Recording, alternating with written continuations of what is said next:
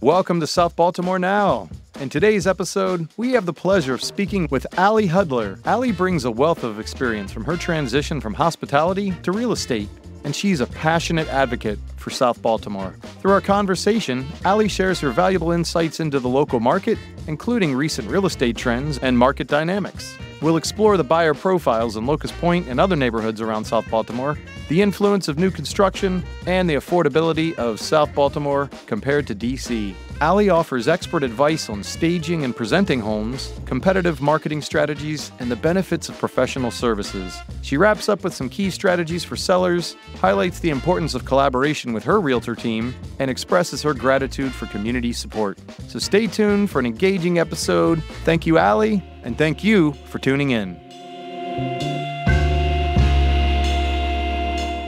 So I'm sitting here with Kevin Lynch and Allie Hudler. Allie, welcome to the show. Thank you. I'm excited to be here. Thanks for having me. We appreciate it. Once again, we're recording on location from the exclusive SouthBmore.com studios, otherwise known as My Kitchen Table. So we appreciate Allie being here. Kev, what's up, man? You doing all right? I'm doing good. Fall's always an exciting time in South Baltimore. I wish the Orioles would have played a few more games this year, but yeah, South Baltimore really comes alive in the fall, so a lot of fun to have around here. It really does. You got to see the Halloween decoration down the street. It's a skeleton with an Orioles jersey, and it just says waiting for an Orioles playoff win. Too soon, too soon.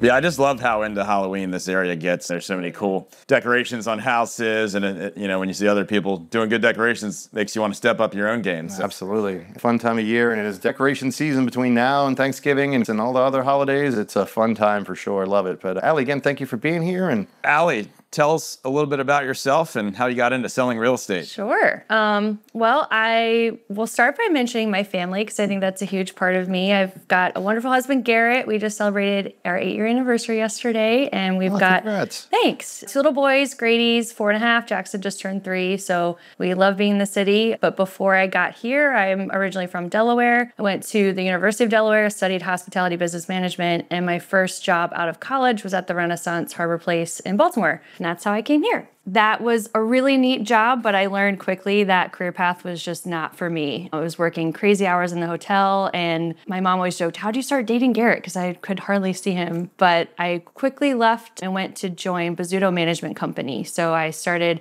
as a sales and marketing associate and loved that, helping people find apartments, and quickly rose through the ranks there. But in the meantime, I was like, what do I do with all this time on my hands because I wasn't working in the hotel all the time, and I got my real estate license, and it was something that I was excited about, but I also loved my job at Bozzuto, and I put that in referral and kept working. Flash forward a few years later, I was like, you know what, I'm a manager now. I'm dealing with the owners and the budgets and the maintenance team, and missed helping people being excited to find their home. And I gave my notice to get into real estate, and I got a call the next day from a friend in recruiting, and she said, hey, we're about to sell new houses in Locust Point. Why don't you come talk to Bozzuto Homes? And they offered me the job on the spot, and that's how I came to sell the Alta 47 houses in Locust Point. And it was the best. We got to meet the neighbors. The homes were beautiful. And I said, Garrett, why don't we live here too? So we ended up working there. I lived there. I'd walk 3 houses down to the model home, and I just loved it. And after we sold out of that community, I realized I can do this on my own. And that's when I joined a team and went to resale full time. So very cool. Yeah, there tends to be trends in where I start meeting a lot of people from a certain area, but I've been on a run of people from Delaware lately. I keep meeting a lot of people from Delaware, and they're all good people. Shout out to my own parents. They're from Delaware. They're good people too, but a run on Delaware people lately around here, it seems like. Actually, I just pulled up. There's a Delaware tag right in front of me on the street out front. One of the many states an hour or less from Maryland. Yes. Yep.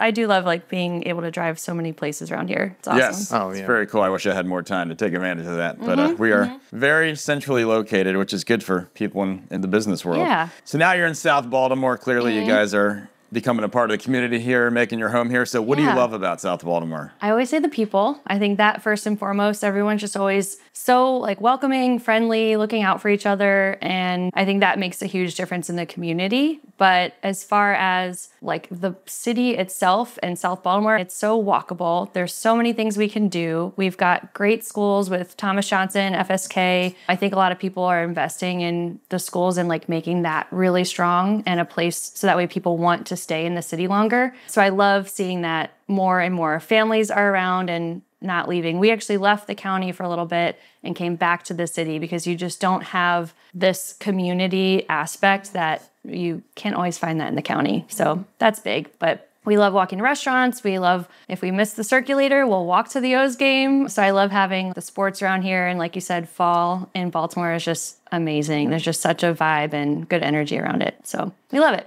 And I know you more than just love living here. You like to promote the neighborhood as well. I'm a fan of your show, the 21230 show. I think maybe I was on that one time. But you were once. I love just to see the neighborhood promoted and getting to learn the stories of a small business owner. So tell us about your show and how that came to be and why you want to do that. Baltimore doesn't always have the best reputation from people who don't live here. And I have clients all the time moving from out of state. And they say, oh, my mom told me I shouldn't live in Baltimore. But I'm like, you have no idea. Like, it's just such a wonderful place with wonderful local businesses. And we, again, love like walking to restaurants and supporting the local people, especially through COVID, right? Everybody was struggling to get through that. This started probably about a year and a half ago is when I really ramped up just doing local business spotlights. So I have a videographer that will come with me, interview people, whether it's a restaurant or like Kevin, trying to just get out there and spread the word for local businesses. So I think like, obviously it was wonderful interviewing with you, Kevin, and hearing your story too. You do so much for the community, but it's cool like seeing people like Dan over at Hull Street Blues. You can tell like he's nervous in front of the camera and stands really stiff. But then as you start talking, they warm up and you really get to learn the cool stories and like histories and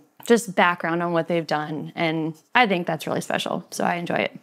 And back to your day job, I know or I guess your other day job, but the real day job. I guess saying the real estate market's been a little bit wild the last few years would probably be an understatement. So give us a few thoughts on the current state of the market. Yeah, it's been interesting for sure. We saw the crazy multiple offers, thousands and thousands over asking, waived inspections, all those things. And it's still around. And it's interesting because you could have a house that I would expect to fly off the market like that, and it's sitting a little bit longer. On the other side, you've got multiple offers and still waived inspections and all that. So it's interesting, like it's very house specific, I think. You've got to be priced right because we're starting to see homes sitting on the market a little bit longer. I was actually looking at this the other day. I'm like, I feel like I'm crazy. Why am I seeing all these prices being adjusted? Homes are just sitting on the market longer. So I pulled some data from the last 30 days. Okay, what homes have sold just for Locust Point, being hyper local there. Homes that sold in the last 30 days, what homes are pending, what homes are active. You could see on this graph,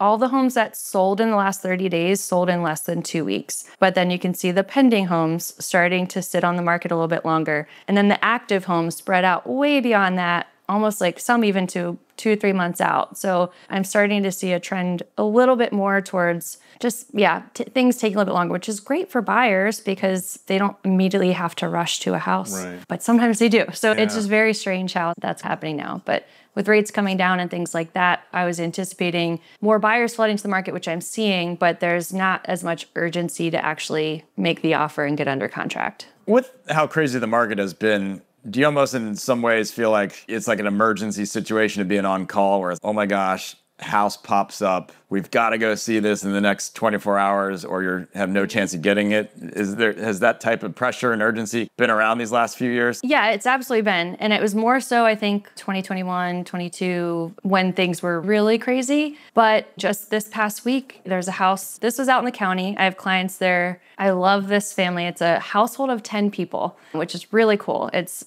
multiple generations. They've got exchange students in there, and they're really reality show coming soon. Pretty much, yes.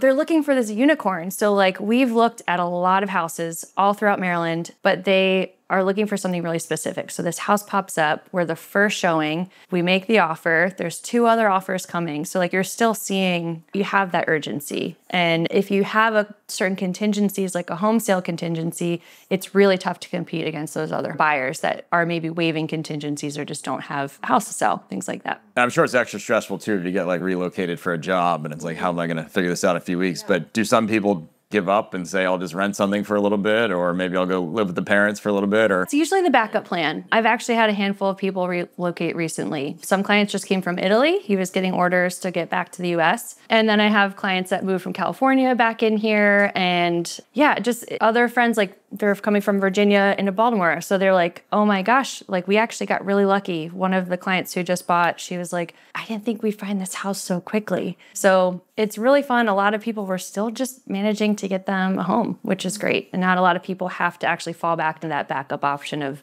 living with mom and dad. You actually serve clients, so obviously from all over that might be coming into Baltimore, but do you also, it sounds like you sell homes in the county as well, or you're not just South Baltimore? Not just South Baltimore. Obviously, that's where my heart is and where I want to be and be closer to my family. But a lot of clients that I do serve already live in the city, and maybe they just are first-time buyers and want to move up and buy a place around here. But I do have a lot of clients that already live in the city and maybe want to get a single-family home in the county. So that's typically when I'm taken out to the county as well. One thing that a lot of people have been talking about around here lately, and it's a story I tried to dive into, but there just wasn't a lot of answers there yet, is obviously they're building those like close to 400 new homes at Lock Landing down in Baltimore Peninsula. And a lot of people are like, where are these kids going to go to school? And I think it's currently zoned for TJ, but FSK typically takes in a lot of kids that want to go there. I bet a lot of the families that are moving there are probably already in the area and probably already have a kid enrolled in one of the schools already. So it probably won't be as big of an absorption as you would think, but who knows? It'd be great if we got new families. But, do you see young families that are relocating to the area as well? Yeah, for sure. And I think most of the young families that I'm seeing buying houses here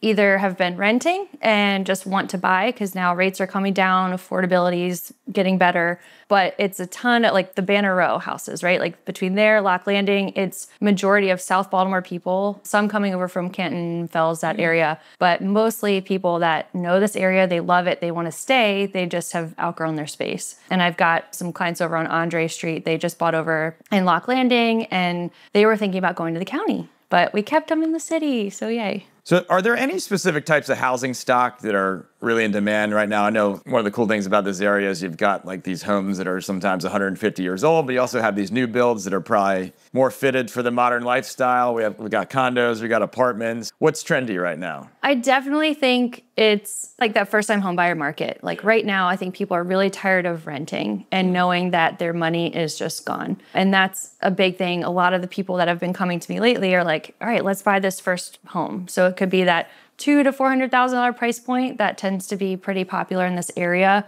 But yeah, I'm a big new construction person, so I like to think that's hot as well. And Banner Row's sold out, Lock Landing's coming. I think that's really exciting, but it depends on like the lifestyle you're looking for, I think. Obviously, some people, downsizers, they want the condo where they don't have to climb steps and things like that. So you're always going to have needs there. But I think I see a lot of young professionals and people that want to buy maybe their first starter home in the city, and that works out pretty well. It seems a lot more since COVID, but you hear about these DC transplants coming to Baltimore, seeing the price of housing and seeing it as a good deal compared to DC. Obviously, we have a lot more kind of people that can work from home now. So what type of interest are you seeing in the market from DC buyers currently? Yeah, absolutely. I think it was maybe a little bit more apparent when at like the height of COVID, when things were really crazy. But I actually was just at a listing, like one of my open houses in Locust Point, and a woman comes in, she's like, hey, I work for the government. I don't have to go to the office anymore. I've never explored Baltimore before. Tell me about it, right? Like I don't know anything about these neighborhoods. And she was like, man, a house like this in DC would be over $1 million. It's $650 here. So the affordability is definitely much better here. I remember early on someone said a joke, hey, where's the cheapest place to live in DC? And the punchline's Baltimore. So people come here because they know they can get more space, and a lot of people are valuing that, especially if you're working from home. You need an office and rooms for guests and a gym in the house, things like that. So, and I've certainly seen the memes too where it says DC when you're only 45 minutes from DC.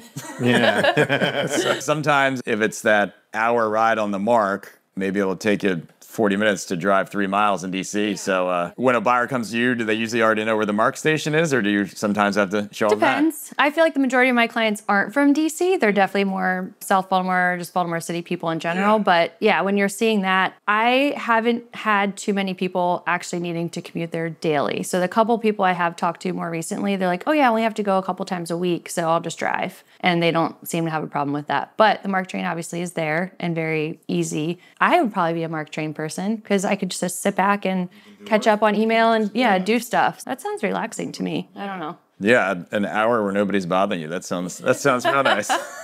Yeah, gosh. So it seems like a lot of houses are selling in South Baltimore. Seems like values are holding steady or even going up sometimes. So what do you think is driving the interest in the South Baltimore market? I think it's a lot of things we already covered. The neighborhood is just wonderful in general. The vibe here, you can't have this in the county, but it is nice because we are so close to 95 that people can still commute out to wherever they need to go. So whenever I have buyers that are looking, like working outside the city, they're thinking, oh, we really like Canton, but I don't have to go through the tunnel or fight through city traffic and stuff. So I think that's a big part is for people's commutes. But as a realtor, we're not really able to talk about safety and demographics, so I won't look at it from that perspective. But I think people just value the community aspect and the local businesses and all the things that we have to offer. I mean, you've got museums. There's so much to do here. Sure. And do you have a lot of buyers that are in like a multi-neighborhood, multi-town situation where they're looking all over? Or I'm sure you have some of those, and I'm sure there's also the buyers that are like, I got to be in Locust Point, whatever. So what's the breakdown of what you see as far as buyers, as far as how targeted they want to be? Sure. Yeah. I mean, I have some buyers that are like, nope, I need to stick to Riverside, like these few blocks, and that's it.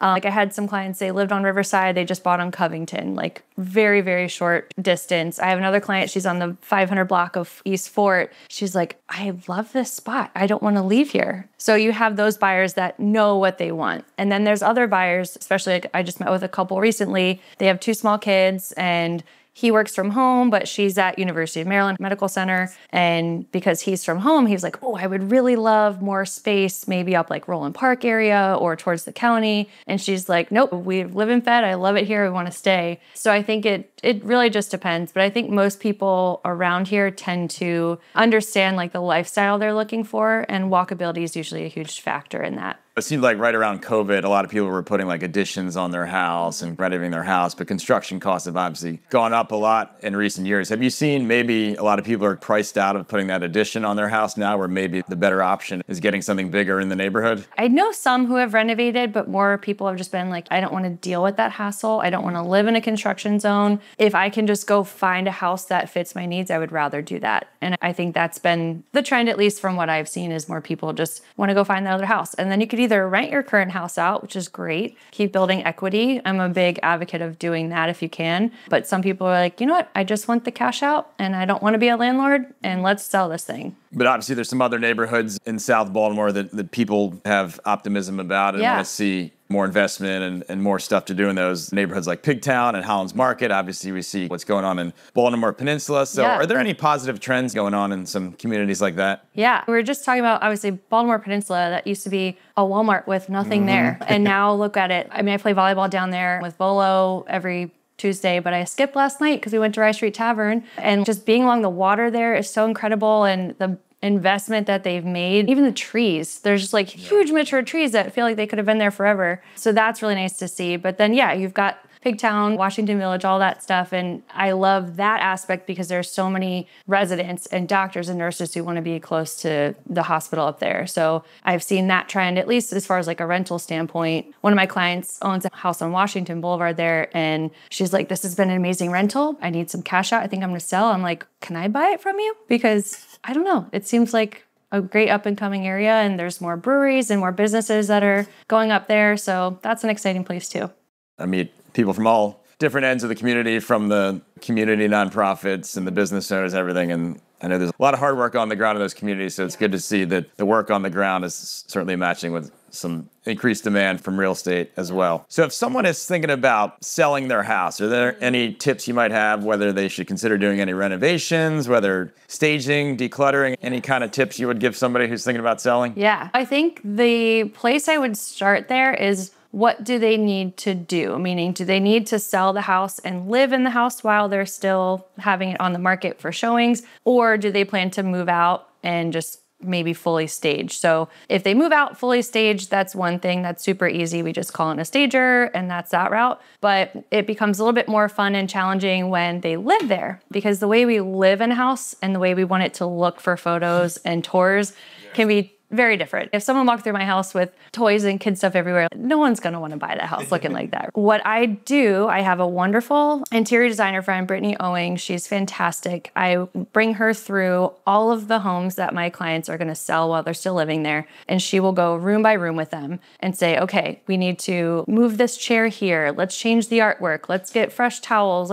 She'll make a laundry list. And it's just such a wonderful thing for my clients to go and just say, oh my gosh, I don't have to think about where to start. I just follow Brittany's list and we just get it done. So that's a huge thing. I think that really helps people. But otherwise, yeah, decluttering, depersonalizing, it's taking your personal photos off the wall so people can walk in and not imagine your life. They're trying to see how they would live there, and just making it as clean and tidy as possible, everything off the countertops, and just really simplifying. That's usually the first place to start. Gotcha. I always joke with my wife, Christine, that these are not scientific terms by any means, but I say there's like stuff people who just love stuff. They have all kinds of things, probably too many things in their house. And that's probably can be a challenging situation when selling a house. And then there's also minimalist people where it's, if we don't need it, get rid of it. And hopefully we trend more towards the latter. But I'm sure you've seen it all when trying to get a house ready for sale. And I'm sure some storage units get involved many times. There was this one sweet lady once. I walked into her house and there was just a lot, right? There was a lot going on in there. But her daughter was away from college, but she had all these boxes in the basement. And this woman lived by herself. And I was like, oh my gosh, she wants this on the market like next week, right? How in the world is this house going to magically turn into what it needs to be? And Brittany worked with her. And I tell you, I went in, I was just shocked. I'm like, this looks like a totally different house. So I always tell people it's a lot of work, a lot of sweat and stress and all this up front. But the more you can put into it to making it look great now, the better it's going to be later, because that's the hard part. It's just getting the house ready. And then from there, we just take over with marketing and all the fun stuff. Do you ever have anybody do that, go through the whole declutter, organization, staging process, and they're like, oh my goodness, my house is amazing. I'm going to stay. Oh, all the time. Yeah. We do like really great listing videos. My videographer, Mitch Goldstein's incredible, and he does drone and all this great stuff. And people watch it like, I don't know, maybe we shouldn't move now, because you forget once you pare down all the stuff that it can be really beautiful. And how about buyers? Obviously, this market can be very competitive at times. How should you prepare a buyer to have the right mindset going in? That's a great question. And I like to set expectations of, hey, this could really be competitive. Every time I have a new buyer, I always sit down and do a consultation before we even go look at houses. That's to understand what's important to them, but also educate them on the process. It could be a house that's sitting for a little bit longer and you might have more wiggle room to negotiate, or it could be a super hot commodity and there's going to be multiple offers. Relationships with other realtors can really come into play, and that's been helpful for clients. It's like I just had a call with another agent the other day. I was like, hey, my clients love this house, but she wants to qualify for this first-time homebuyer grant and stuff through her work, but that can't happen. We can't make an offer on this house because she wants that $5,000 grant. He was like, all right, well, if anybody comes around, I will let you know, because I would rather work with you. I know it's going to get to the closing table, potentially a random realtor or someone I've never worked with before. So that, to me, is always huge, having those relationships. But beyond that, sometimes it's just tightening up terms, like finding out what's really important to the seller. And I will always try to understand what they need. Do they need to live in the house after they sell it? Do they want to get out really fast? Or are, inspections, things like that important to them? So it's trying to figure out all those terms so we can tighten that offer as much as possible. And I have had clients win over other offers that had a higher price because they had more favorable terms elsewhere. So that's, I think, really important, is just to dial in that and know that, okay, if you can't go up on price, but we need to be more competitive in other areas. So it's just having flexibility and being open to trying different things. And it sounds like you get some casual buyers too. I don't know if that's the right term, but somebody who's, like you were saying, I want to be in these 3 blocks of the Riverside neighborhood and I don't have to move, but if that house pops up, we're ready to pull the trigger on it. Yeah. No, it definitely can happen for sure. I think if you're ready, like, man, we had another kid, or now I'm working from home, I need more space, or hey, now I'm back in the office, I don't need this much space. Right. If you have a need, like, people are always buying and selling, right? Even if the market's slow or it's crazy. So it really just depends. If you truly want to move and you're ready, willing, and able, we'll make it happen. So Allie, can you tell us about your team that you work with? Sure.